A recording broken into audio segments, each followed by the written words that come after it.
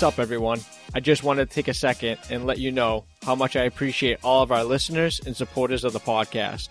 If you enjoyed the content, I'd greatly appreciate it if you could take a second to like, subscribe, share, and review our podcast. It really helps us out in ranking to get the word out about the industry. Now here's a brand new episode of All Wrapped Up. We ended up doing the car and Chrome.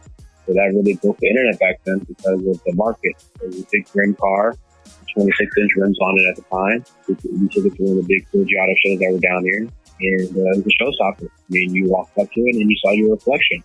And no one really saw that back then. And it was definitely a trend-setting moment when it came into the vehicle wrapping. So nobody was really doing that kind of stuff at the time.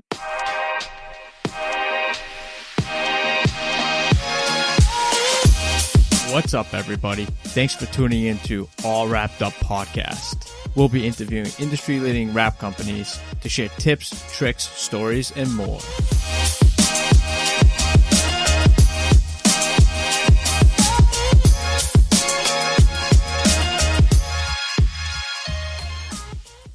All right, so we'll go live. We've got James Tate from Tate Designs and Fabrication. What's going on?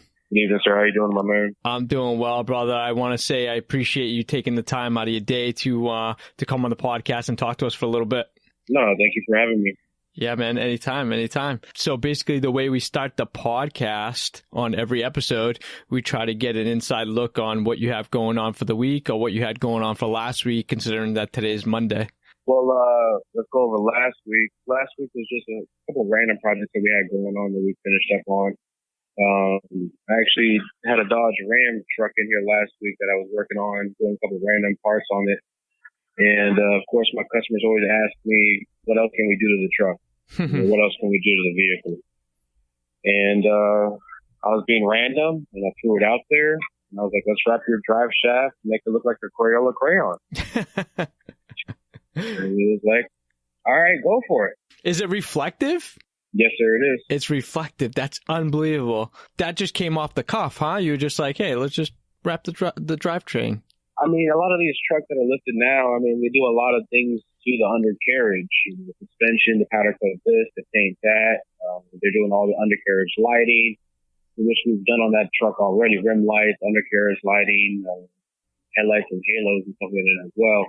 It's just another thing to draw attention to the undercarriage, especially a drive shaft. I mean, typically, they're always rusted or aluminum. They really don't have no taste to them. Right. I mean, you're spending all this money on everything else, and you throw a little bit of money on that drive shaft now, so you can incorporate it into the build. So I made it a white Crayola crayon, and we called it Panda, which is the truck's name. So the color name is Panda. That's awesome. Now, what color did you wrap the truck in? Well, the truck is factory white. We just play with the accents on this truck. Oh, so nice. The roof. I actually did a grunge flag on the roof.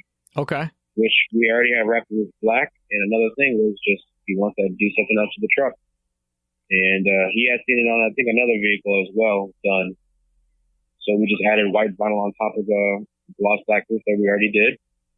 And by doing that, we just gave the truck a different look as well. You know, he's going to Daytona this year. It's a truck show. And he just wants the truck to look a little different this year. Oh, for sure. That's awesome. What else you had going on for this week or last week? Like I said, there's a couple of little random projects we had come in. There's a lot of repeating customers coming in for rewraps. Yeah. We have Escalade that we had did not too long ago in KPMF Pink Starlight with some red accent wheels and stuff like that. And customer decided he wanted a new look. And I think we only did that truck maybe about 2 months ago, maybe now. They came in and we rewrapped. Wow. So we actually had to take the old wrap off. We did the door jam, we did the wheels, we did a couple accents in the truck. We kind of had to break down everything again and remove everything. We had A7 come back as well for a rewrap, which we had did in Apple Candy Red 3 years ago. And now he wants to flip the car as well now. So actually we're doing the KPMF Octa in that car now. Nice. So he wants to give that car a new look. That's a great color from KPMF as well. Yeah, I love that color. Yeah. Do you find it a little difficult to wrap with the KPMF a little bit? No, not at all. I mean, in the beginning, of course, when you have to learn a new product, you have to learn the different, you have to just read the film. You know, every film looks and handles differently, especially wherever you are. So just reading the film, having an understanding of how it works, is key. So once you kind of grasp that, laying the film isn't that difficult. You just have to know what you have to do in order to lay it right. But I've probably been the last probably 10 cars we've done has been KPMF, just because of their color splash that they have. They have unique colors that are not really out there. Right. Yeah. KPMF's stepping up their game with the colors and everything. What brand do you kind of lean towards the most for color changes that you like? I don't really have a personal preference. I don't have a brand I lean to personally, man. I work with everybody. This is really what the customer wants. That's what I strive for. It doesn't matter if it has to be proven or every KPMF or even Hexy. But at the moment, I like how KPMF lays because they have a nice fair dress. The finishes are nice. And at the moment, that's all I've been working with. So I would say KPMF is probably my go-to at the moment. Nice. Now, what project you working on today? Actually, I was out of the office today. A friend of mine, we actually did a TV show pilot. Nice. And I was out of the shop today. So I'm actually just coming back to the shop to kind of see what's going on and kind of get my day started. And I have an Escalade that we're going to be working on right now. Cool. What kind of plans do you have for the Escalade? We're doing KPMF, red to black on that. Nice. With copper, actually rose gold accent. So Avery has a new rose gold coming out. So we're going to try and take advantage of that and using that on the accents of the vehicle. And the wheels are actually going to get done by the manufacturer from Forgiato and rose gold. So we're going to try and see if we can match that with the accents in the car. At your shop, you do a lot of like full builds type of style. I mean, you not only do the design work and wrapping, but you do a lot of fabrication as well, right? Yeah, that's mainly my background. I got into vinyl about 6 years ago now. And just because I needed a job, to be honest with you. I was all my life I've been building cars, working at restoration shops or audio shops, and I know that whole background with 4-volt installations or fiberglass work and body work. So that's my main background with that kind of work. And I pretty much dropped the paint gun and picked up a squeegee and a knife, and pretty much now that's how I do my cars. But I still incorporate all those other things that I used to do as well. And how did you actually get into it? Was it something that you just saw and you were like, oh, this is cool, it's vinyl, change the color? Or was it... Yeah, at first it wasn't. I was working at a custom shop at the time down here in South Florida. And times got hard in the industry and in the economy, so nobody was really building cars at the time. Mm-hmm. So I was in college, and I was just trying to find a job. I was trying to find a meet going. And my brother worked in a graphic designer at a sign shop at the Times Now franchise. And I was looking for a job. He needed a production manager or a production guy. I could build anything at the time. I could weld, I could fabricate. Making a sign wasn't that much of a big deal, I figured. I went in for the interview. They asked me if I could do vinyl wrapping.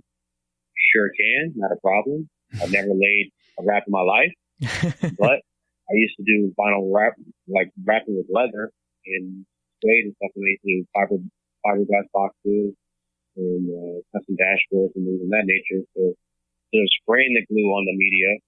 The media already had the glue. So I figured we just pull the liner on and just stick it on. Use the heat gun, use a torch to manipulate the film and however you need it to go. And that's about it. 3 days in, we had a van come in for a commercial wrap. He gave me the files. I printed everything out. It was all in panels. I had to figure it out. So I got on to YouTube University. And they didn't really have much back then. And I got the gist of it. And I lined everything up. And 2 days later, we had a commercial wrap. That's awesome. It was pretty good.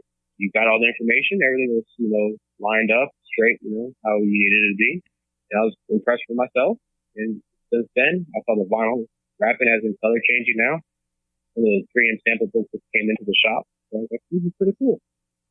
Looked into this some more. And I figured now I can offer this to some of my clientele that I already had. Customer-wise and the color changing aspect. Because we were looking at, we don't have to paint your car candy. We can paint it this color now. And we can take it off. It's not permanent no more. So it kind of opened up, a new door to the custom world, I would say now, from the sign industry. Now it's kind of collaborating those two industries in a way together now. But I need more of attention to details when it comes to those kind of things. Because I was building show cars, at the time. Right. So bringing the vinyl to my market, to the custom world, was something new to me. My customers never seen that before, so they were really surprised and really shocked, what vinyl could do then. Right. Cool. How long were you with that franchise for? Maybe a year. Yeah. And I just kind of learned my basics there. And I was looking for a shop that was more involved in the color changing. And I reached out to one of the shops I was down here at the time. It was Metro Reps. And I worked with them for a little while. And I left them there and kind of went ahead and started my own shop now. I felt like I had the clientele amongst my market that I could do what I normally did, the fabrication and the customization aspect of things, and bring in the whole vinyl wrapping of that as well to the market. And kind of started up my own thing now. I have my own location. I partnered up with somebody else for a little bit. That didn't work out very well. We went our separate ways. I went ahead and got my own location now. And I've been here for about 5 years now. Wow.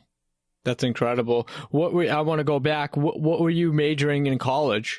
Oh, well, I actually moved to South Florida 13 years ago now, I would say. Originally from Virginia. Okay. And I left Virginia and came down to South Florida, to Fort Lauderdale, to study industrial designing at the Art Institute.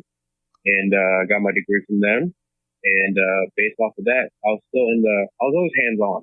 Mm-hmm. I wasn't the one to kind of sit at the desk and kind of draw or do our rendering.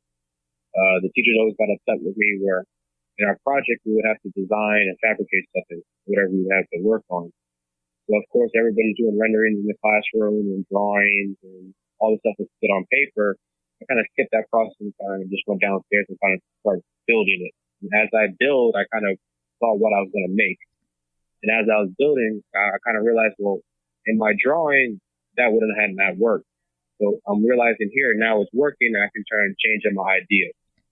So then I would kind of go back and render it afterwards. But after that, I would always just try to make things. So I knew I wasn't the one to sit behind a desk or sit at a computer. So I went from there and just kind of always hands-on and worked in a shop. I love that. You kind of reverse engineered it. You kind of just started welding or creating the product, figuring out then that it wouldn't work, and then going back and redrawing it and starting doing it backwards, which is a great idea to do it. To some people, yes, some people no. But like I said, it was hands-on. I was always the kid that took apart the VCR to see what the inside of it looked like. Put it back together and make sure it worked. I mean, you've got a wicked versatile kind of fabrication part of your business. I mean, you do wiring, you do welding, custom headlights. I mean, you really do a lot of different things, which a lot of shops don't really get into that nitty gritty. They just want to either do commercial or color change and take off what you need to take off, and then that's it, Well, that's where it scares me because I have that one hashtag. We build cars, not signs. Right. We're not a sign shop. We're a customizing shop at the end of the day. We happen to do vinyl wrapping. So we just took that market from the sign industry and now we've brought it to the custom world. So, I do door jams. I mean, there pretty much isn't anything that I won't wrap. Brake calipers, rims, accents, whatever I can put a sticker on, I'll try it. I'll prep it accordingly in order to make sure the material adheres to the vinyl. Right. And you're not scared to plastic dip a few things. I know I saw some things on your social media account where, there is certain things that you can't wrap or look better plastic dipped. To be honest, I have two options when it comes to my color change or my full color change when it comes to door jam. Mm-hmm. Of course, when it comes to the body, we'll wrap it. So when you open up the door, when you get in the car, the jams and everything matches. Right. You don't really see the door seal, the door jam itself for how long. A second or two, you don't really see that in your mind. Typically, all the door panels these days are black anyways. So we'll dip the doors themselves. Because the time and effort for you to wrap the door itself, I could probably have a whole car done in that day already. Right. And just prepping and doing the dip that we go about doing it, I've never had a problem. I've never had to come back to door jams. Maybe on the door seals themselves, maybe some overstretching, but nothing on the door. I've never had a customer question me about it either. I don't want a customer to come back to me for a failure. You don't want to have that feeling of the customer gets the car, they love it, they're so excited, and she starts failing. Either like you're trying to do it in one piece and stuff like that. I'd rather play it safe. Right. I want my customer to come back to me for an upgrade, but not a failure. I want them to ask me, what can I do to the car next? What can we do down the road? So I want them to be happy with their vehicles, not have a disappointment of because they can't go somewhere because of a lift somewhere on the car. Right. So I'd rather have the door jams themselves. Yes, we'll dip them, but I have a price for wrapping the jams themselves. So like I said, the time and effort for you to pay me to wrap the full door jams is not worth it. And longevity-wise, I've never had an issue. We go back and we peel the jam and the doors themselves, not a problem. Right. Because it's not really to the elements of the sun, to the weather. It's inside the car. It's not getting beaded. It's not going to dry out. So, and we do enough coats to be able to go back and remove it. We're just looking for time-wise. Time's money. Absolutely. You don't want to spend your whole day wasting on some door steels where you can do a full vehicle and you still get paid. Yep, and the client probably wouldn't even know the difference. They looked at it, they're like, oh. I mean, there's a secret that we do is actually warm it up a little bit. Yeah. And having the plastic get warm, it kind of self-levels itself, and it lays out like satin black. I've never had a customer ask me, is that vinyl or is that dip? But as the process of explaining it to the customer, I do tell them that it is dip. It's plan B. Right. Yeah, it's always good to tell the client, what they're getting, so that way there's no mix up. Yeah, there's no after conversation about it and wondering why you did that over wrapping it. A lot of customers think everything has to be in one piece. Right. It has to be seamless. Right. And I try to explain them on certain vehicles. Yeah, we can get away with a seamless bumper. That's not an issue.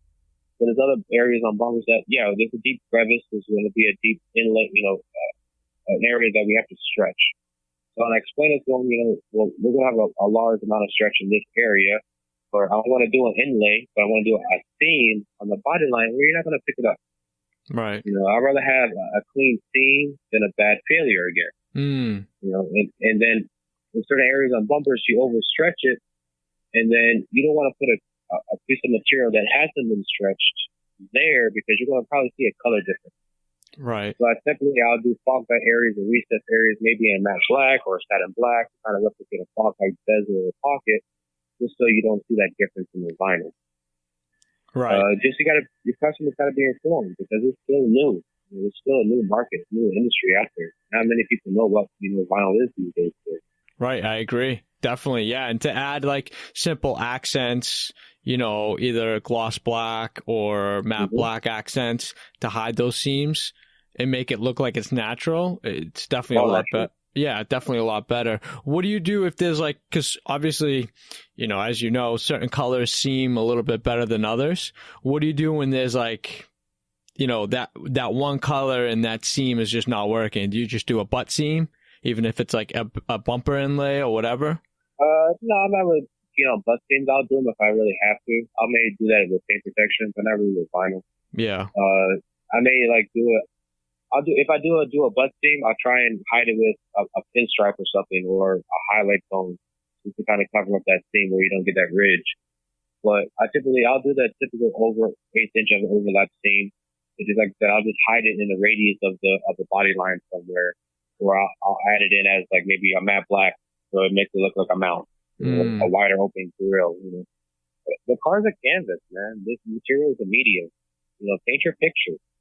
So use different kind of tones of colors to play with the vehicle accents. It doesn't have to be off certain body lines. You can make your own body lines and still make the vehicle look different and unique and still look good, where I should have maybe came that way factory. Right. Let's talk about your shop a little bit and where you're at, your location, who you got working with you. I'm located in Fort Lauderdale, Florida. Oakland Park is the subdivision. I'm in a 3,000 square foot facility. Warehouse-wise is about maybe 2,000. And wrapping area section-wise is about 1,500. Wow. Like I said, we pretty much do everything here. Those lines maybe break it up a little bit. 2 days if we're prepping, we just do prepping that day. Nothing else. No wrapping, nothing else. And then the next day we'll have the shop cleared out, wash the floor, prep everything, go out the shop like we do every morning, and now we wrap. overall, like I have my wrap like a paint booth where I have lights going down the side of the wall and up across the top. One of my big pet peeves is that when all the shops that I worked with at over the years, the lighting sucks. Mm-hmm. You can never really see what you worked on. I feel like that's a big issue in a lot of these shops, because they don't really think the install bay is worth putting in or investing the money in. So that's where you're making your money. I'm an installer, so I want to see what I'm working on. So I have the full foot lamps going down the side. I got 2 rows of lamps going across the top, and it lights it up like a paint booth, where I can pretty much see every angle of the car and there's light coming at it. And towards the back of the shop is more like the fabrication, messy stuff. If you're doing body work or prepping or doing any kind of fabrication in the back of the shop, we do it back there. We have a couple of workbenches and a production table on the other side of the wall. And I have a small office. That's where my mom and dad hang out at during the day. Nice. And who do you have employees working with you? I have one employee with me at the moment. Over the years, I've had people come and go. Mm-hmm. Pretty much right now, this industry is like a treatment center, like a university. Mm-hmm. People come in, they learn, they think that they can do it on their own. Not saying that they can't, but it's hard to drive that business. A lot of these installers can do the work. It's not the work that they can't do. It's the mindset of being an entrepreneur and finding that work afterwards. A lot of my guys, they'll find work and move on, but it's a matter of finding that repeat work, keep your work going. Right. And as a business owner, that's what we're doing as well. I'm installing and trying to find that work as well and strive to make the business better. And sometimes these guys, they move on to their own and do their own thing. It's hard to find work sometimes. So at the end of the day, I just kind of find one installer that I have now, and we've had a good talk, and things are going to move forward with a lot of things, and he's my main two right now. So I want to work with him and make sure everything's right. I'm just trying to keep my circle's really small. I stay kind of to myself, really humble, kind of just stay in my own lane and do what I do. Mm-hmm. So at the end of the day, I have a real attention to detail too. Right. I want to make sure my work is A1. It's my name at the end of the day. These guys come in and they can leave and shut the door. It has nothing to do with them. They don't get the phone call that, this is failing or this is not working or, something's not working right. My window's not going up. My taillights are not working. They don't get that phone call. Right. We do as a business owner. We get those phone calls. So it's hard to find people that want to work for you and have that sense of pride in their work and as well as caring about their work. So as people come in, they'll slap the sticker on and leave, and it looks horrible. So I've learned to maybe not try to outsource, people coming in no more. So I'd rather just do the work myself. I'll schedule the job accordingly, and I'll just have my helper here with me. I'll have him do a few things, and I'll take care of the rest. But right now, it's just myself and my one helper. Nice. How do you find the time to get new clients, or is it just a lot of word of mouth at this point? You've kind of built a huge brand, and it just does. It's word of mouth. Yeah. A lot of my business, pretty much all my business is word of mouth. A lot of my customers help out by just spreading the word, and the word speaks for itself at the end of the day. Right. And I have customers that ship me their cars from out of state because they might have happened to see a car at a show or even just online. They like how it came out, and there's no one around them that's capable of doing that work. Working with a transporting company, they'll ship up the car or get the car picked up, ship it down, or do the work and ship it back. Wow. How often do you get work from online? Because you're very social as far as your Instagram page, at least. I mean, you're doing videos constantly. I think you've got over 4K posts on Instagram, which is crazy, and like 30,000 followers. How often are you getting leads just from Instagram? I would say mainly my leads come from Instagram, other than like local referrals. But a lot of my market is Instagram because it's instant marketing. Yep. One post can hit so many streams of people at one time. And it's the most randomest thing because now you see what's trending on social media, on the Instagram page, and what's popular on other people's pages that come up on your page. And a lot of times I have customers screenshot, and they'll see my videos on that page. Right. And it's just posting maybe at the right time, the right time of day, and it's the right post that helps as well. I've been lucky, having the right media and the content that people want to watch. it's like a TV show. You know, people are only interested, on what content you have. And if you don't have good content, no one's going to be interested. So it's an ongoing process and just keeping people interested in your media. Oh, I agree, man. I definitely agree. You gotta stay up to date with it. A lot of people use it as a tool. A lot of people just use it as just another platform to kind of just post pictures or have some type of portfolio, so to say. They don't look at it as a leads tool or anything like that. But I personally think it's such a great tool, and it's free. The internet has changed everything in the world. Look at you're still in a masonry building. Toys R Us are going out of business. Right. They didn't stay up with the time. So if you don't stay up with the time, you're going to be obsolete. And what have you changed since then? Let's just say within the last 2 years, what have you changed for yourself that you've done different on social media to keep up with that?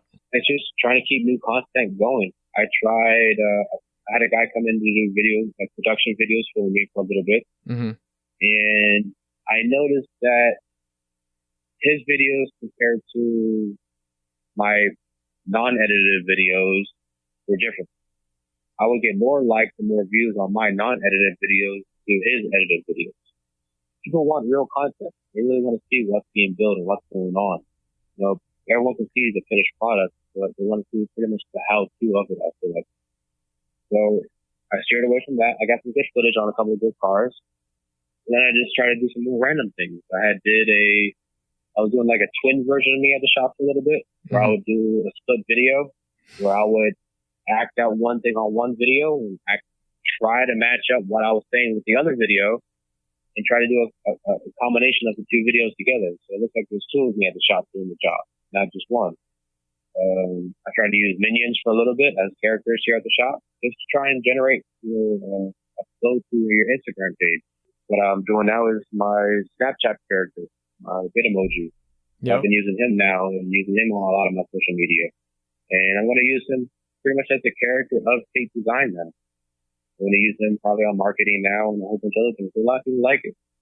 So that's one character, one form of media right now I'm really striving to use right now. And I think the raw and kind of real, editing or real photography or real videos that you produce probably generate more, like you said, because it's more real, it's more natural, it's raw. Everything's live now. Right. Everybody wants to be live. So, I enjoy it. I enjoy going live because people get to see the behind the scenes. Because sometimes we don't see the amount of work that actually goes into doing what we do. Right. And doing that, they actually see what needs to be done. And, it helps, by people seeing that. Absolutely. I totally agree with that. And I love the collab you did with the live videos with you and Kevin. Yeah, that was random. Around I had seen one morning, I woke up, I seen a live request. What's this? And in a group chat, Kevin said he was going live that day. I was like, I'll go live with you. So he let me know when he was going live. I got live with him, and we got on live together. That's awesome. That's what it's all about, though. Like having two huge hubs, big industry guys, you know what I mean? Just going live and just having everyone come in and out of the video and watching and commenting. That's a best source of marketing. You know what I mean? I love to be commentating at the same time as I'm doing the work as well. Yeah. I'll definitely maybe now when I go live on certain things, maybe take a break, conversate with a few people, and then go back to what I'm doing to kind of maybe answer a few questions. You always see that in the background. Once I go back and look, people ask some questions, stuff like that. So, I want to try and make sure I get that type of market answers. Yeah, being interactive with people too, replying back to comments or checking those DMs, things of that nature. That all just gives you that sense of rawness and realism that you can take time away from what you're doing and answer a question or talk about a product or what you're doing for that day, which is good. People that are new to the industry are probably watching this and trying to understand what you're doing and how you're doing it and why you're doing it. And, that intertwines too with, you being an instructor as well with the, Elite. You know what I mean? That all falls into play, with you doing that and people following you just from there. They can get a lot of great feedback from it, Yes, sir. Like I definitely. said, the social media, Instagram, it's not going nowhere. Right. It's all a matter of you have to keep up with the times and keep up with the market. Yeah, it's only going to get better from here for sure. Let's switch gears a little bit on and talk about some projects. I mean, you basically work on anything that has wheels, basically. So, Yeah. I mean, you've done, old cars, old vintage cars, old hot rods. The dunk cars were huge for a little while on your Instagram page. Yeah, that's my South Florida market, man. We're the king of dunks down here. Yeah, definitely. Starting that and going back to that, I think the chrome wrap industry kind of blew up because of that, I think, back then. I had a customer of mine when I was at Metro. We had did a full two colors. So I got with them to do a collabo, and we did something with Forgiato to do a show with them. We had wrapped it in chrome. At the time, we had did Flowrider Bugatti as well at the time in chrome. And those were the first two chrome cars I ever did. Wow. The first one was Bugatti, and then the second one was Old School. So the Old School was a good friend of mine, and we ended up doing the car in chrome. So that really broke the internet back then because of the market. Mm-hmm. Big rim car, 26-inch rims on it at the time. We took it to one of the big Forgiato shows that were down here. And it was a showstopper. I mean, you walked up to it and you saw your reflection. And no one really saw that back then. Right. And it was definitely a trend-setting moment when it came into the vehicle wrapping. So nobody was really doing that kind of stuff at the time. So I decided after that, he wanted to change the car up. And I was like, let's go red chrome. At the time, they wasn't available. It was like silver and black chrome, I believe. And I think they were just kind of getting into the gold. Right. And I was in the shop one day looking at some samples, and I had a hex with the translucent film. And I walked up to the car and I laid it on top of it. And I was like, red chrome. Okay. And I looked into it. They said it only comes 48 inches. We can do a wet or dry apply application. I was like, all right. So with his car, I got the 48-inch wheel and I wet applied the whole car with a red translucent film on top of it. Wow. So I made it into a red chrome car. So I was like, well, shit, this is like candy paint. You do like a gold or silver base. You spray your translucent film on top of it. Your translucent color on top. So I can take a silver base and put translucent colors on top of it. I got Skittle colors. Any color you want to do now. So I did a pink Mercedes back then and the green GTR. Right. Green GTR. Do you think you were the first to do that whole using the transparent films on the overlays on the chrome? To my knowledge, yeah. I mean, I didn't really see nobody marketing and posting it at the time. Maybe someone had did it as well, but maybe I just kind of strove with it. Yeah. But at the time, I didn't see nobody. But just from there, I just kind of went with it. I ordered all the translucent colors. I had them here at the shop, and just people started walking in. And I wasn't one to try to repeat colors because I just wanted to have the rainbow out there. Right. So if somebody wanted pink, you want magenta? It's close to pink, but it's not pink. So we did a magenta car. You want red? We can do orange. Not so much red, but I can talk to anybody into doing anything for the most part once I get in here. It's just a matter of painting them that picture that they want to see. Right. And my customers, they want to stand out. They want to go down South Beach and stop traffic. Mm-hmm. They want to pull up to the club and they valet right out front. They want to be the talk of the crowd. So I want to give them something to talk about. We're doing those chrome colors at the time. It was showstopper. Definitely. Were you always doing the chrome apply first and then doing the translucent on top? Or did you come up with the idea with just using the laminator and laminating the film right from the roll? Oh, yeah. After I did the first car, I was like, man, we got to laminate this. Yeah. It's just, since the car was already done in chrome, I figured it was the only way to go about doing it at the time. To kind of save money. Right. So once I did that and realized the capability that it was able to do, I was like, let's run it. Let's try it on something else. So I did, actually prior to the Mercedes and the GTR, we did his golf cart. A customer of mine, his name is Tim.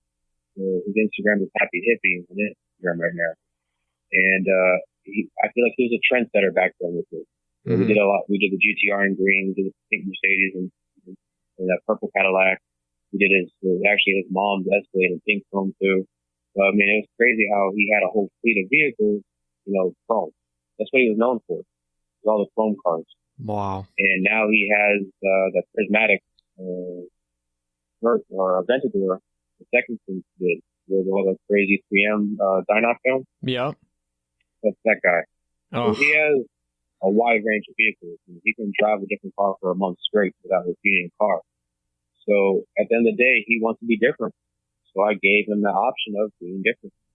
That's incredible. Now, as far as I've never really applied chrome at all, other than, you know what I mean, little things. As far as you laminating it with the transparent, making it obviously thicker, as far as installing it, how was the process installing it? It actually helped out.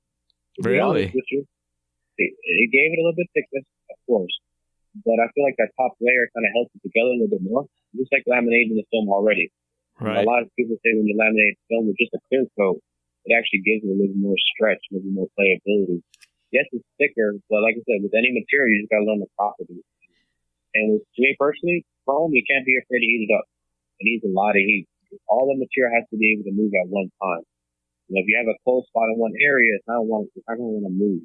Mm-hmm. So I'm definitely a big believer on using the IR lamp when it comes to chrome. Right. And I'll use it like a heat gun or a torch. I'll take it off the stand and just use it as I can. So heating it up, that's the trick. Heating it up as good as... I'll cut off the AC in the shop, have the hot shop warm in South Florida, so it gets pretty hot in here. Yeah. So just having a warm environment, to me personally, you can make the material do anything. It's just a matter of manipulating the film and knowing how to make it work or how to make it swing into a pocket or be able to do something with it. Right. And how about getting into those hard to reach kind of crevices or those deep channels, getting it all in there? You just got to lay it in as opposed to pushing it in, right? Of course. You just got to lay it in. Yeah. And sometimes, like I said, you have to seam it. And you'll seam it in the right areas in the body lines and the body panels where you'll never be able to pick it up. Yeah. Yeah, that's insane. Now, right. And now we're kind of spoiled now with the different colors coming out. Do you think as far as what you did then, trend setting the different colors, the manufacturers were like, yo, we got to, change it up. We got to do different colors. I mean, they had to keep it up. They had to keep up with the market. Other people are going to want different colors, and why not? They're already making the film. Right. It's an easier way now to make the film. Right. You already have one product that you already make, and the durability of it is pretty long. It's made for Windows storefronts and stuff. So, I mean, why not combine the two medias together? Maybe it's not a warranty thing. When I did it back then, right. Who cares about a warranty? To me personally, because I'm already restyling a vehicle. Right. So I'm not worried about a warranty. I'm already cutting it up. I'm already modifying it. That's my world. I don't need a warranty when it comes to certain things. And do you think now, with the media being the way that it is, it's a little bit better as far as the application of it? Because I know with the chromes, you have the problem of it being too thin or it scratches real easy. What you were doing then is you were adding another layer to it, which probably helped it out as far as the durability being longer. Yeah, the first few cars that I did with the 442 covers, and I did a Cadillac SRX in chrome silver chrome as well, and we called that the spaceship just because it was on 32-inch rims. So it just looked weird, big chrome spaceship going down the road for the most part. And with that car, I learned a lot of things as well because I didn't laminate that film. That was just straight raw Avery chrome. Wow. So at the time, I would go back and I actually buffed the chrome out. And I'll use a compound that's just pretty much just heating up that top layer to get out all those hairline scratches. Wow. Because I wasn't too keen about using a torch or a heat gun at the time. Right. So I ended up just using the buffer and just buffing out each panel, taking my time, and it made it like a mirror finish. And I would keep trying that. And then I was like, you know what? I'm already laminating the film already with the clear material. Let me just laminate it I was already laminating with colored film. let me just laminate with the clear film, man, just to give you that durability, the extra protection on the top layer of chrome. It's smart. I mean, at the end of the day, with having the manufacturers, mimic that and add it to apply to their new products coming out, I'm sure you had a big influence in that. How often do you get involved with different manufacturers to come up with new products or give you feedback on new products? Well, typically when they come down to South Florida, they always stop in. Graham and Avery are pretty good at stopping in. When I go up to Metro, I always talk to them up there. So I'm always in the loop of what's going on, especially when we go to SEMA. We're always chit-chatting with them out there. In the little events, we talk about colors. So it's pretty much, like I said, the manufacturers want to be in with the crowd and see what's trending. Right. They come into all these trending shops, they know what's coming out and what's going on. So of course, they're going to mimic it and see what's going on. Right, for sure. Yeah, they want to know what's hot, what new colors they should come up with. Do you have a big influence in that as well? I think I was one of the first just to start trying to play around with layers now. Yeah. I think especially when it was the chrome. But when KPMF came out with their overlams, that was done deal for me, man. I probably did about 4 or 5 cars with the overlams in the beginning of just making, custom colors, just giving my customers now. When they go to a car show, they're not pulling up to a car that has the same colors. Right. They're pulling up to a scene where no one knows what the color is because we played around with a different base color, might have been a silver with pink laminate, just to kind of give you a different tone of a silver now. Right. Adding mattes, adding satins. Mm-hmm. Yeah, I did in the very beginning was 3M satin pearl with KPMF gold starlight on top of that. Yep. And now a year or two later, now you have the gold starlight from 3M as well. Right. Yeah, I think they're starting to adapt more of the custom laminates now because they want you to use the laminates to add to the 1080 series or the regular prints where you can add flake, you can add like some hues of flip-flop colors. Definitely a game changer. Yeah, definitely a game changer. And even in a commercial game, it's a huge opportunity to open up the windows for that to make it almost look like it's airbrushed. You're just adding another dimension to a canvas, man. Right. And I love. Have you used the new clear, the printable clear stuff they have? It's almost comparable as the IJ 180, but you can use it for more or less like partials, like for vans, where you know when you get that weird, like you want to just wrap the back of the van and just kind of seam it at the front door, and you got that fade going into the design. Yep. Now you can print on the clear, and you don't have that weird like bright white color and then that like yellowish color. Yeah. Gotcha. Yeah. Dude, that in itself, man, because I'm a commercial guy. That to me, man, game changer right there. Yeah, I can't tell you much when it comes to commercial, man. I only do it for a few customers and a couple of good friends that are in the market that are down here. But I don't really market it as much. Yeah, you do like very minimum like commercial stuff. Like the trailer you just did, it's hot, dude. That was sick design. I think what was it? Skeppel had designed it, and then you installed it. Did. Yeah, I sent him all the pictures. My neighbor, Bladesman, air boating is really big down here. Yeah. So they have a nonprofit organization, and actually inside of that trailer is a museum. Really? Kind of give you the history of the Everglades back in the day and what's going on, hunting, alligators, the whole 9 yards. So you get a rundown of how it was back then inside. That's cool. That's really cool. That must have been an exciting project to do. Yeah, it was pretty cool. You wanted to make it look like something that was out in the Everglades, something that was like maybe a hut or some type of cabin. Yeah. And I pitched the idea to Scott, and that's what it got, and that's what it came out to be. And he loves it, man. Yeah. Another happy customer. Yeah, you guys killed it on that. That came out really, really nice. And the little touches that you had with your branding in there as well to go with it. Like I said, it's the details, man. Yeah. It's what strives me. It's what I go through. It's all about the details. Yeah, that's definitely what separates you from, your competitors is you take that extra mile and really think about how to make it custom, but more than just that. Yep. Now, let's talk about some projects you had. Basically, what I want to ask you is, like, what was the funnest project you've had to date that you, like, till now, you're just like, man, that was the coolest project I've ever done? I would say the Challenger. I probably did about a year and a half ago now. A customer of mine originally came in 3-4 years ago, and he was doing the car wrapped in chrome, but at another shop up in West Palm Beach. It wasn't working out for me. Mm-hmm. They had the car for way too long. The car wasn't looking right. It was failing. It was peeling. They had to use some maybe China chrome on the vehicle.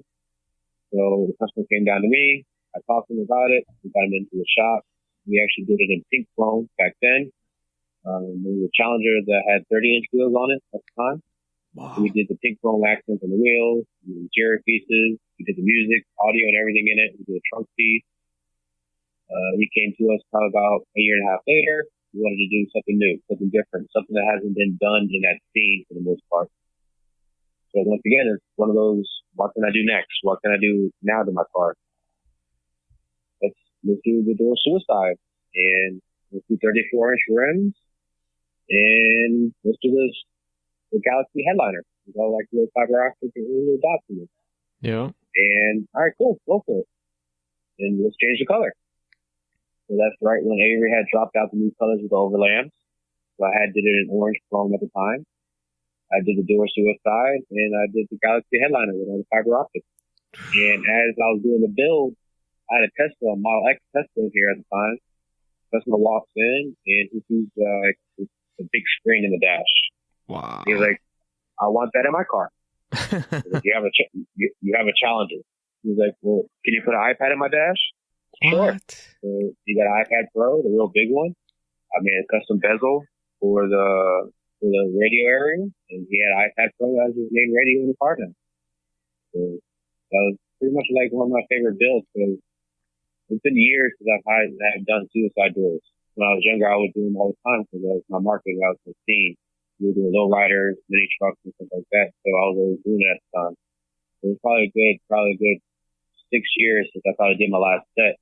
So it was good to kind of be in that fabrication mindset again. So kind of step away from the vinyl and welding, fabricating, reinforcing the quarter panel, making sure everything works. So when he opens the door, they're not going to hang or sag after a while. There's a lot of reinforcement, a lot of engineering behind that. Right. How long did that take you to fabricate? I would say in a week span, I worked on the car. I was fabricating the doors and stuff. Wow. So the first door took me 3 days, just because it's the first time. I had to see how the door would hang, how much material would I have to put in the quarter panel to make sure it had to be reinforced. Actually, once I was all done, I hung at the end of the door. I pretty much picked myself up and just kind of bounced on the door, just because I know customers getting out of the car, showing off, and have the doors wide open. I don't want to have nothing to break. So once I figured all that out, moving to the second door, it was a breeze. So within a week's time frame, I was able to suicide those 2 doors. Wow. And then you did the fiber optic roof panel inside. Yeah, that's kind of like a Bentley thing, right? That they have? The Rolls Royce. Rolls Royce. And I had to get on the internet to kind of do my research on that, to kind of see what I had to use as a light source. I found myself a little light source that I was able to kind of tuck away into the pillar area in the back and then into the trunk. And it was just a matter of feeding the fibers in. Oof. And on the back side, I made out a big grid, and I figured out how many strands would have to go per square inch. Because at first, I was playing around and got on YouTube, and there's a video of a tour of the Rolls Royce factory when they make the cars. Yeah. And they kind of show you how they go about doing it. So I got all my bits and pieces of information from the video and kind of winged it and tried to figure out how to do it. Wow. So I did one, and I've done 5 since. Really? So, yeah. And what that was is a learning curve, because what I ended up learning was you kind of get different intensities of the light. You will cut it at different angles. And one will look brighter, one will look dimmer. So it was a learning curve on cutting each strand a little bit different. Wow. And what's the source on that as far as lighting that? Does it come straight it's from? What I found was it's like a flashlight, pretty much, with the LED inside of it. Yeah. With the light source, and it has a piece that you tie in all your fiber optics into one piece. and you screw that together, and it had your light source at the end of that. They have other light sources for like the houses, which looks like kind of like a small box. Yeah. But I didn't really have that much room in that vehicle because I had a custom sound system in the trunk. I had a train horn set up in it, so I had a little compressor in the trunk as well. So I was limited in space. So I needed to find a real small light source in order to be able to make it happen. Damn. That's insane. And what gives the light source power? Do you just hook it up to the car for the battery? Yeah, just a 12-volt source. Yeah. Had his own 12-volt auxiliary switch for it. So whenever he got in the car, he could hit the switch and it'll cut on by itself. And then he had a remote control that he could pick what color he wanted to do too. He could do white, orange, blue, red. You can make it do patterns. He had different options that he could do with it. Unbelievable. Do you remember how many little strands you had to put for that particular install? Yeah, just his car was actually 1,000 strands he put in the car. Wow. And all hand done. It wasn't just one strand it was one strand at a time. So what I ended up doing was laid out my grid, use a Dremel to kind of mark my areas where I plunged in just to kind of drill into the cardboard of the headliner. Right. And then I would puncture the fiber optic through and then hot glue it, go on the backside, cut it. So it was just a step and repeat process. It was some time consuming, but we got it done. That's insane. And that was all just you by yourself doing that, obviously, or your helper helping you? I had a helper at that time. I've always tried to at least have one helper in the shop. Yeah. At one time, I tried to do everything by myself. It's too much running the business, running the shop, doing all the installs. Like, it was overwhelming. Yeah, for sure. For sure. Yeah, answering the phones, that in itself takes a little while. You know what I mean? Stopping what you're doing to answer a phone call or, Well, now on my voicemail, I have it where I tell customers, like, look, during the day, I have my phone put away. I'm doing installs. At the earliest convenience, I'll get back to you as soon as I can. If not, just contact the office directly and I'll handle it. Yeah, definitely. That's definitely a better way to do it. Now going back to kind of like the hardest install you've had to deal with. It could be application, could be the car itself that was just not working.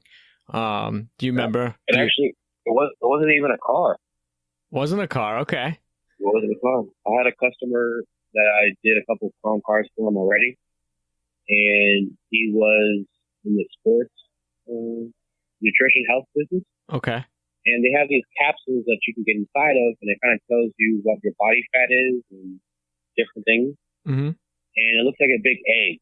It doesn't look presentable. So we actually wrapped it in chrome. So wrapping an egg-shaped item in silver chrome. That was pretty much a good project. I would say it was kind of difficult because, of course, you don't want hazing. I wasn't trying to get into blemishes in the material because, like I said, it was going in a doctor's office. It was something for patients to get inside of. So trying to manipulate the chrome enough to go around a ball or some type of sphere was kind of difficult. That was one of my hardest projects I would say I was to do. What'd you do to overcome it? Heat lamps and friends. I had two friends actually help me with that project.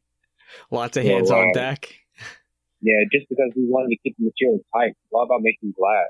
Yeah. So we didn't really work the material in small sections. We just pretty much heated up in one big span and just the stretch. And we stretched. And if it hazed, we kind of maybe trimmed it there and then did another piece somewhere else. Now, we kind of broke it up in about 3 or 4 pieces, but we were able to make it lay where you didn't pick up on the seams or anything like that. Right. That's insane. How long did it take you to wrap that? We did 2 of them. We did one night and one another night. About 4 to 5 hours. I think it took it. Wow. But I mean, we're not playing with material that we can just, if we messed up, we can go and cut it off the wall and just try another piece. It's a couple of $100 a yard. So we actually really had to really plan it out and make sure, what we did would work. Yeah, definitely. Yeah, you can't, especially with the chromes, you can't really sacrifice a piece or start over. You got to make it work. Yep. I want to talk about the Aventador you just wrapped a few weeks back. The purple one? Yeah. That thing's sick. That thing's sick, bro. It came out pretty good. That was Hexas purple chrome with satin lamb on top. Metro Styling that made that for me. I ordered it from Brandon. Yep. He was able to laminate it for me and ship it. And it's kind of like a last minute deal. And the customer came in, he was in for the week actually, and he wanted the car done. And we heard that I was the shop to come to, and we dropped it off. So we got the material from Metro, and we started. And actually, I turned that car over in probably like 3 days. 3 days? Yeah. Oh my god. We broke it down. We got it all apart. And, once you have those obstacles pretty much out your way, it's easy peasy for me. It's just a matter of laying the film now. And being hexes is real rigid. So those flat areas it's pretty good. Just now those little detail areas in the bumpers and the door jambs that we did was a matter of taking your time there. It's just about laying the right thing and planning out how you're going to layer it in the right way. Right. The Aventador is pretty kind of, it's all angles. It's not like a Huracan. You don't have that many. It's simple, but it's not simple. Yeah. It's just a matter of how you go about approaching it and what film you're using. Right. And they produced, what was it, a purple satin chrome color, right? Yeah. We did a lamb on it. It's just a regular purple. Yeah. And then they laminated it with the satin. That's awesome. And they do they produce a lot of different colors? Like if you ask them if they can kind of custom make anything you want, man. That's insane. A lot of people don't know that about Metro as well. I mean, they don't. Man, they're the go-to people for me right now, especially for my custom world. I can call them, hey, can you put a small sample together? And I have to get it overnighted a lot of times. Yeah. And they'll overnight it to me, and I'll have it the next day. And done deal, I'll have a sale. They're my go-to when I need certain samples made. I even get a yard or two made and we'll wrap a fender, just so we can get a more of a bigger sample of what the color is actually going to look like. I love that. Chris is really, really good with the customization and the aspect of the custom designed color change industry. He specializes in all that, and to hear that he can custom make design or custom make colors that you need is like huge. Yeah, like I said, it just opens a whole other market for customers. Right. Opens up the world to whatever you want to do.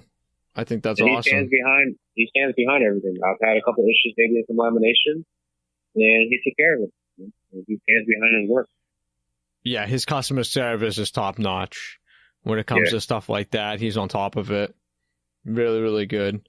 I don't want to get too crazy into it, but can you talk a little bit about the Elite Wrappers and how you kind of got into that part of being an instructor for them?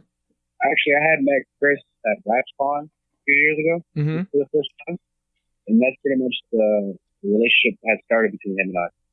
We were at an event one night, just chit-chatting at the bar, and we were just talking about the market.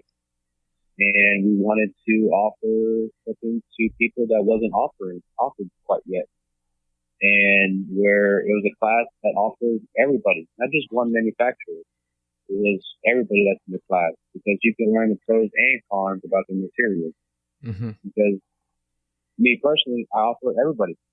You don't want to just be one shop just offering one manufacturer or two manufacturers just because it might be easy. You might be losing out on clients now. So by learning each one now kind of gives them an idea where, all right, well, I can start off with this manufacturer first. And then as I grow as an installer, I can learn and I can start using this material now. And I have a lot of kids that'll come in and just kind of jump in the deep end. So in my class, I'll kind of give a piece of material to one of the kids and just kind of let them apply it for the first time. And it'll be more of a more spectacular aggressive film. And they're kind of like puzzled. They don't know what to do. Mm-hmm. And then I'll give them another manufacturer, which is more easier to do as a beginner, and they apply it fine.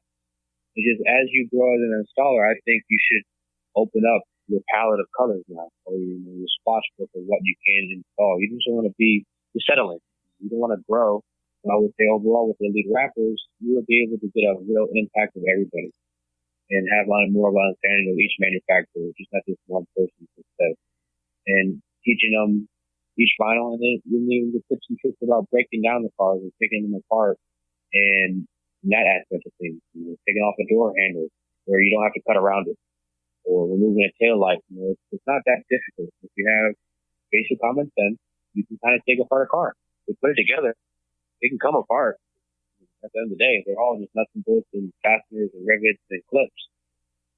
And you pull on a door panel, it may sound like you just broke every panel or every clip on it, but you did it.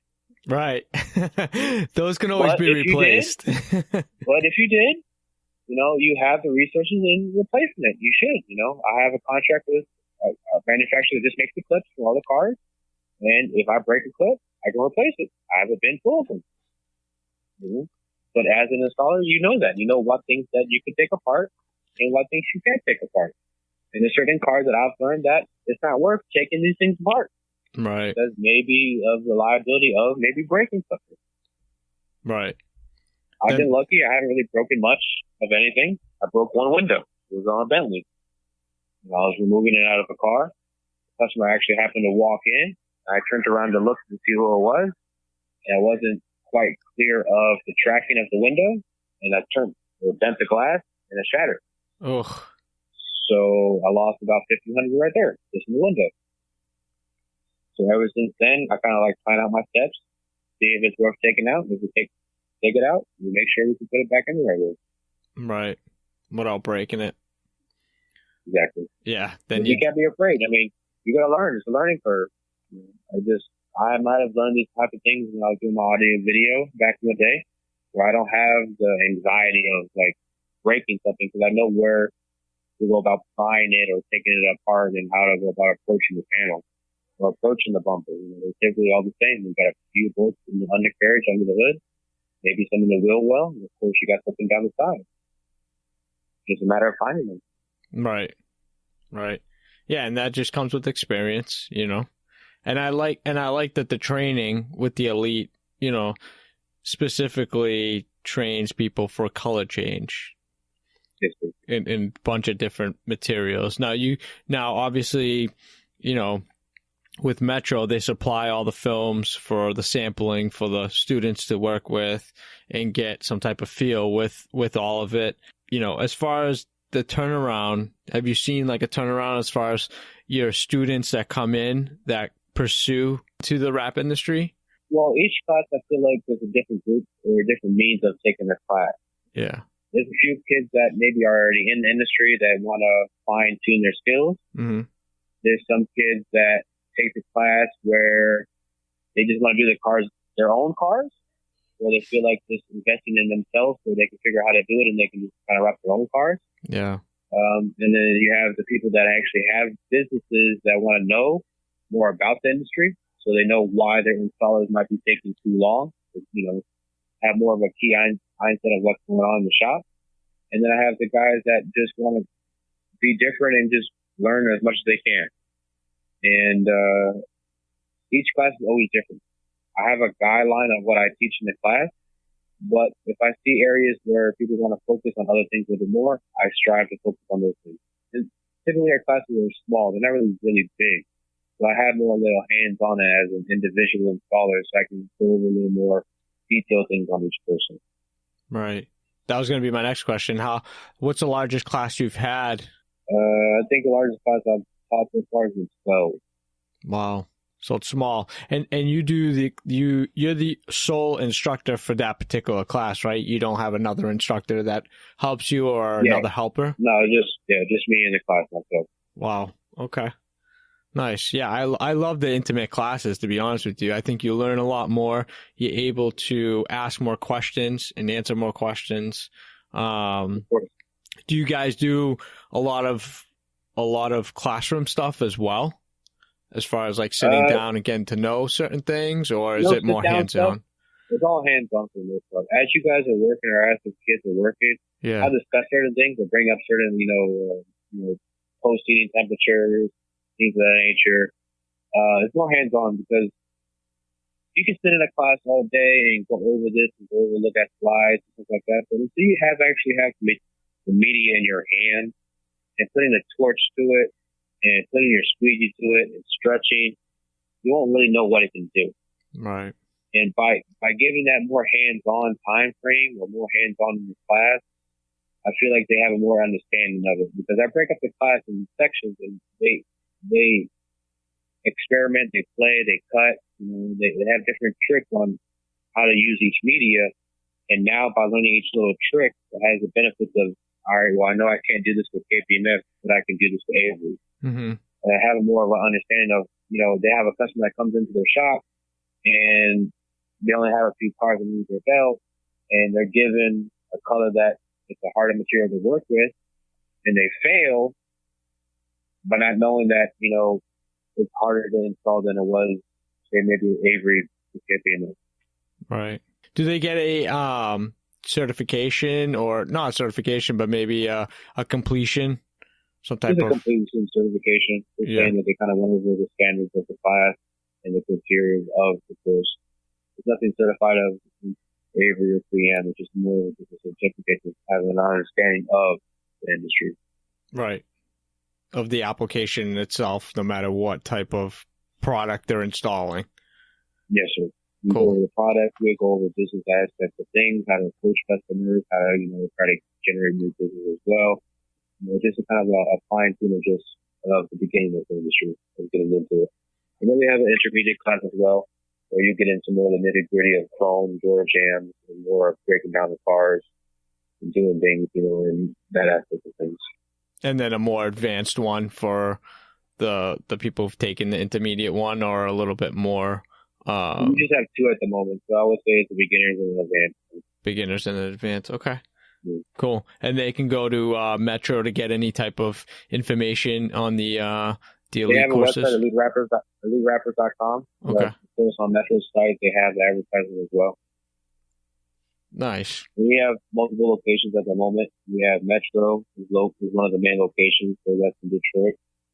There's classes in New Jersey and New York, which would be Matt and Marcos up there. Mm-hmm. And I'm in South Florida, and then there's our Vegas location where Vegas Metro is as well. And I've done a class out there at SEMA last year.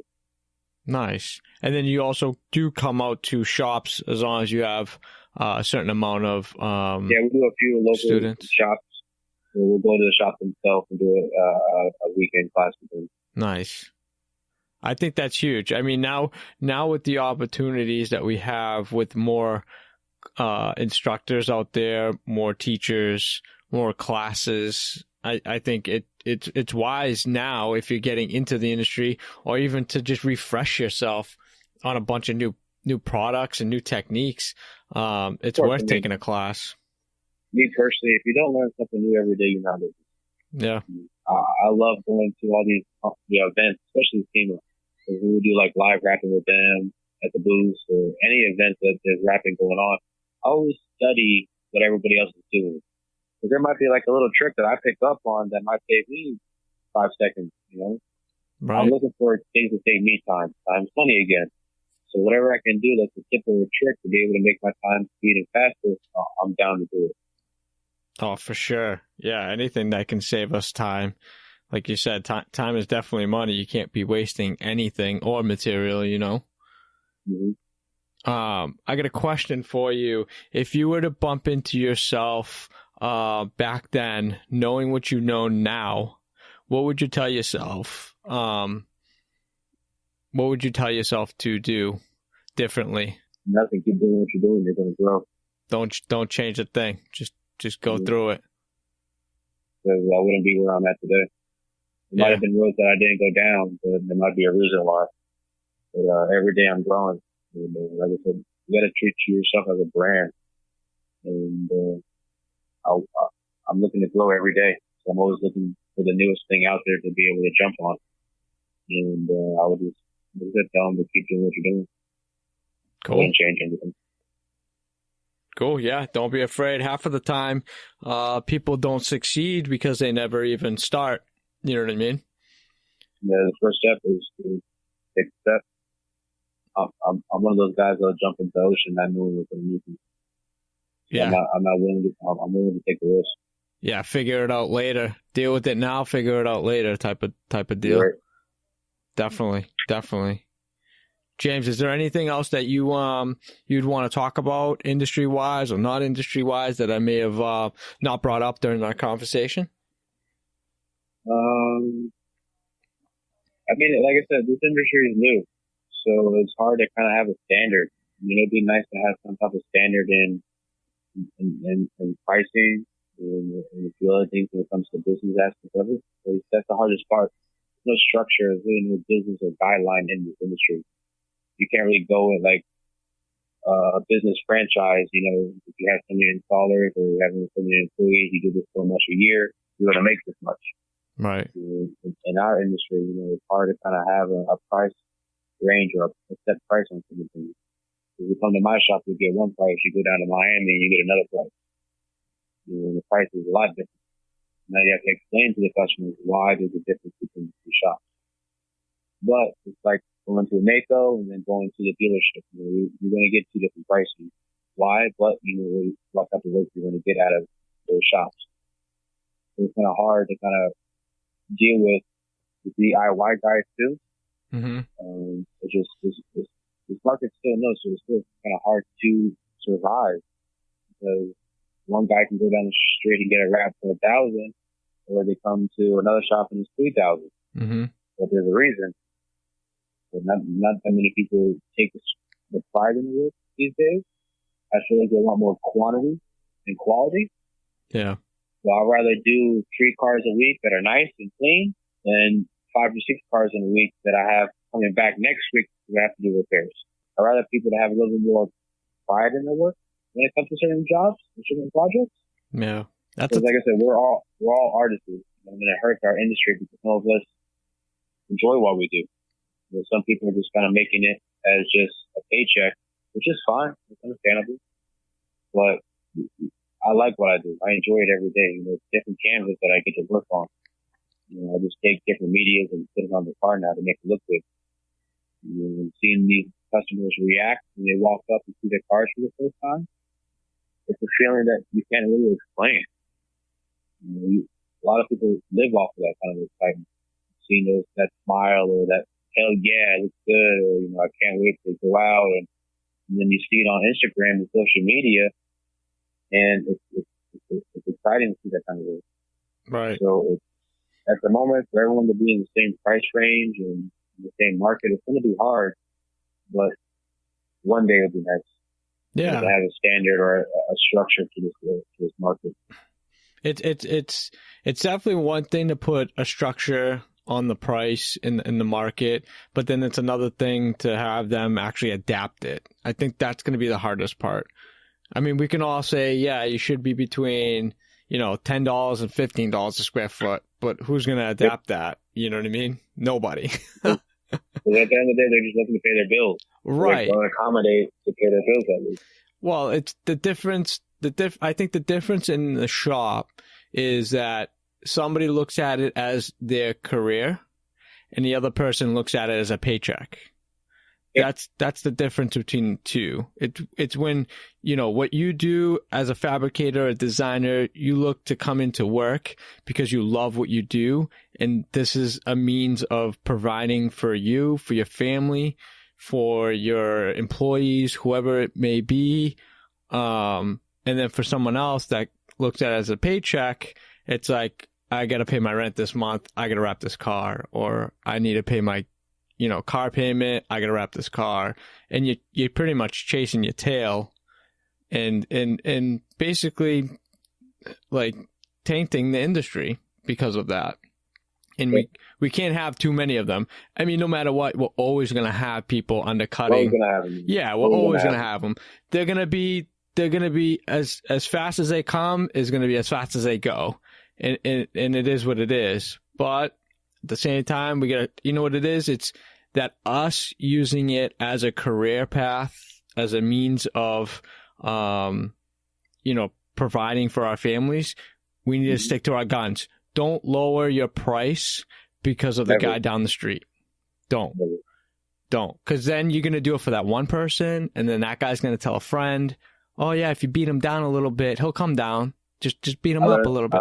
I learned that back in the day. Yeah, you can. Where you just got to stay firm to your price, and you're firm to your price for a reason. Yeah, right. And you know, half of the time, you know, you'll get them, no problem.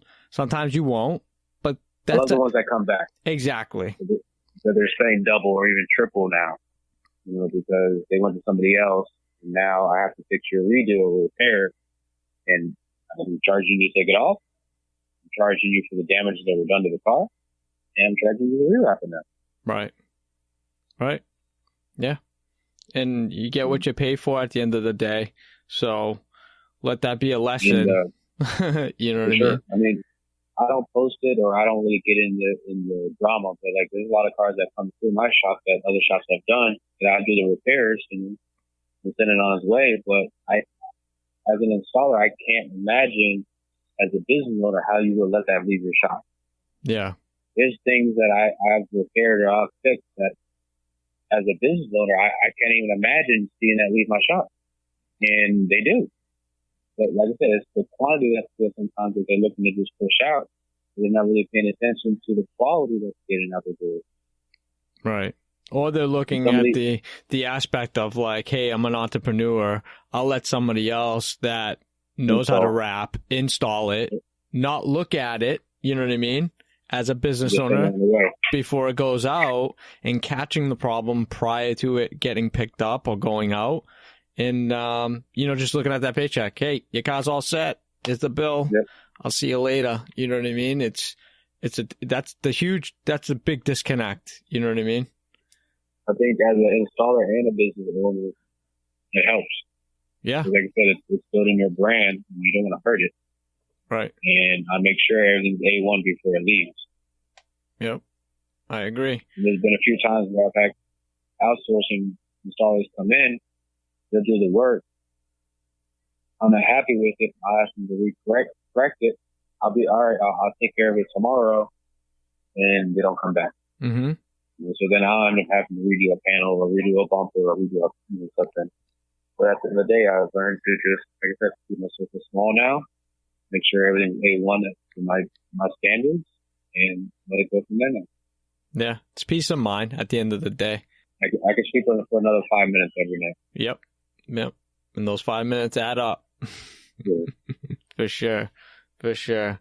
James, it's been an absolute pleasure, brother. I appreciate you taking the time out of your crazy day. I know you work a lot of days and a lot of nights to push out some great work, man. And I appreciate you taking the time to sit down and talk to me for a little bit on the podcast.